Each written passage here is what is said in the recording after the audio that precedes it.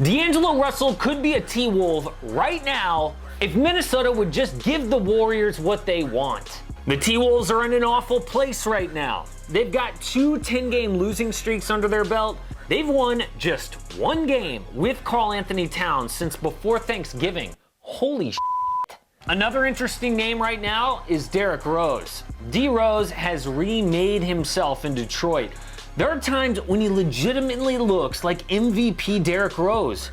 Reports say that the Pistons have had several calls with teams that want Rose before the trade deadline, but does his recent injury scare them away? There's a lot of names and trade rumors right now, but in this video, we break down 2 of the most interesting. So we have just enough time to talk last-minute trade scenarios for both D-Rose and D-Lo. Hey guys, it's Casey Kiernan, host of the AM Hoops YouTube channel. Thank you so much for subscribing. We just hit 20K.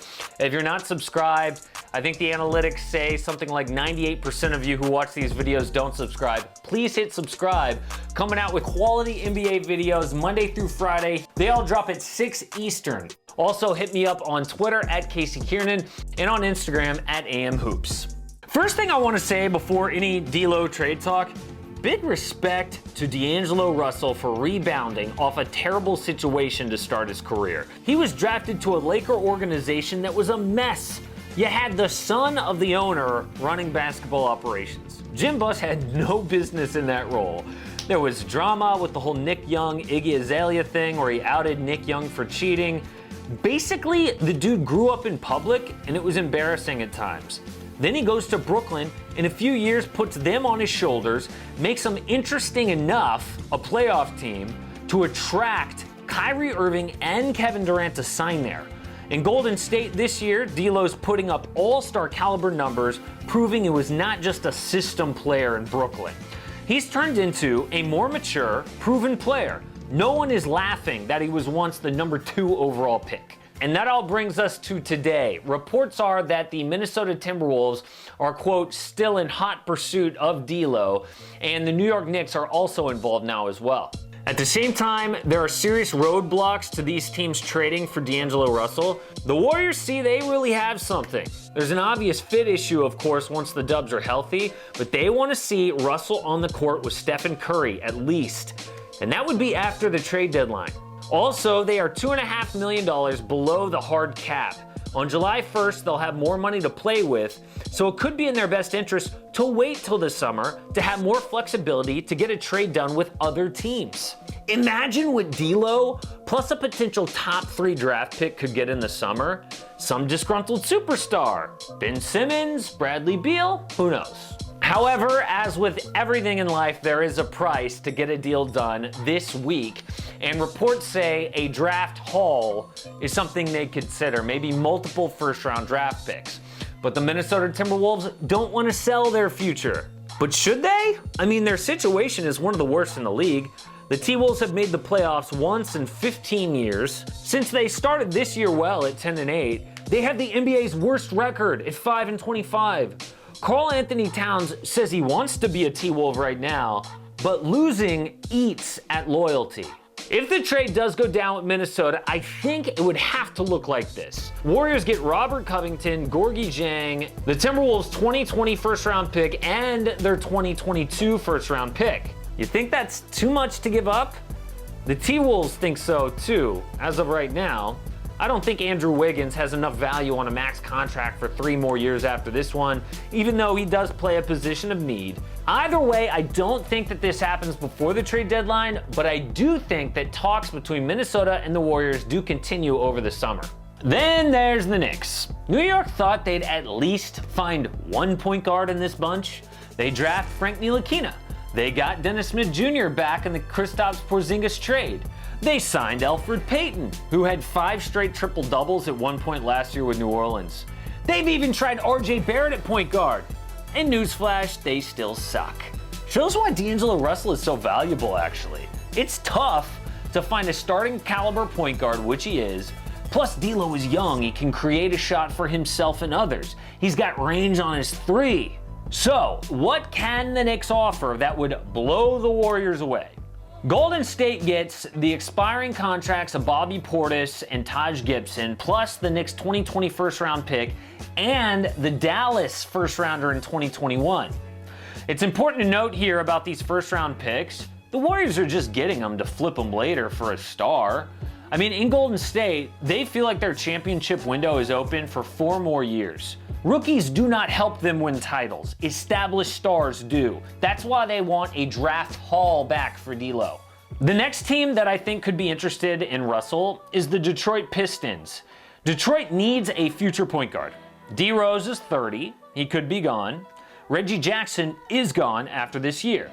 We all know that Andre Drummond is an interesting trade candidate, and it would be a blockbuster move if both D'Lo and Dre were in the same trade. That would be awesome. That trade could look like this. The Warriors get Andre Drummond, Detroit's 2020 first-round pick, and 2 second-round picks for D'Lo. Now, this trade only works if Andre Drummond, before the trade, says, I will opt into my player option for next year, because this trade for the Warriors would be about next year, not this year. Next year, you've got Steph, Clay, Draymond, and the league's leading rebounder. It's an experiment. What they don't want is Drummond to opt out, become a free agent, and then have lost D'Lo for nothing. They wouldn't want to sign Drummond either long-term for reasons we broke down in the video that I'm linking above right now. But a 1-year experiment, again, could be worth it. They need a big man after trading Willie Cauley-Stein and Kevon Looney's health issues. You can do worse than Andre Drummond. What about the Orlando Magic? A trade there would be built around Aaron Gordon. The Dubs get Gordon, plus DJ Augustine's expiring contract, the Magic's 2020 first-round pick, and 2021 second-round pick.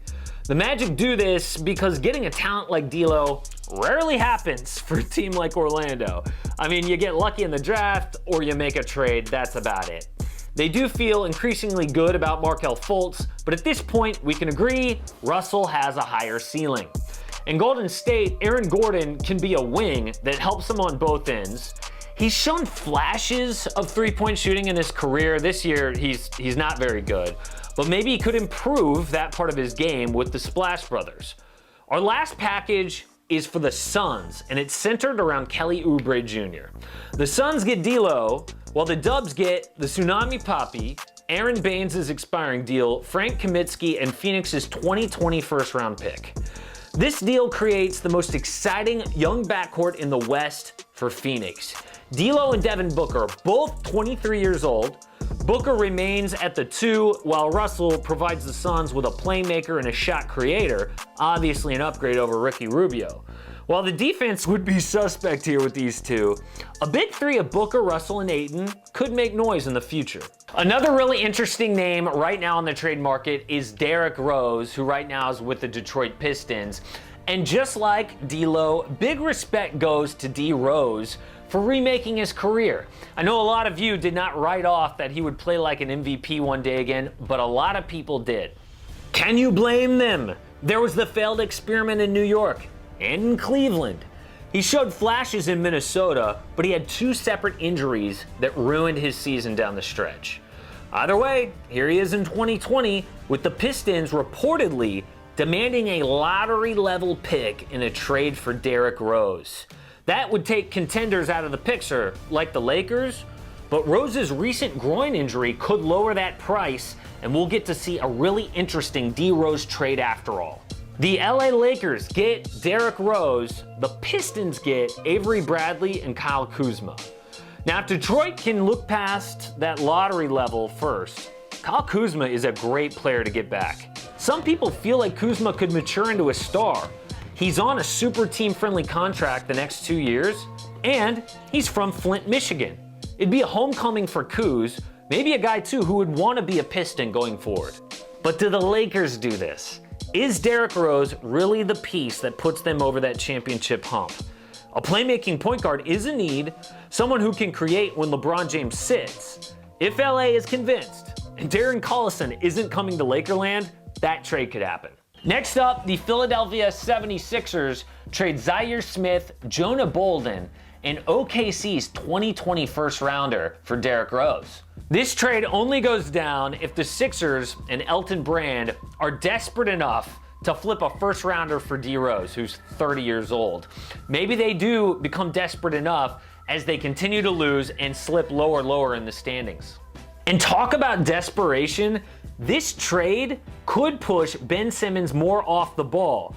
And I know that sounds like a huge departure from what they do, but there's been a lot of talk that maybe they should just reimagine this offense to try to make the fit of their awkward pieces work together. A Derrick Rose trade would do just that. For Detroit, Zaire Smith has been awful, but he's still just 20 years old. Jonah Bolden is 24, but he's shown real flashes, especially in his rookie season. The first round pick here won't be in the lottery, but maybe they don't do better than this with D Rose injured again.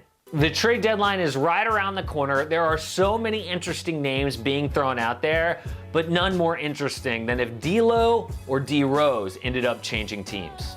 Support AM Hoops and click subscribe. Don't miss a daily NBA video.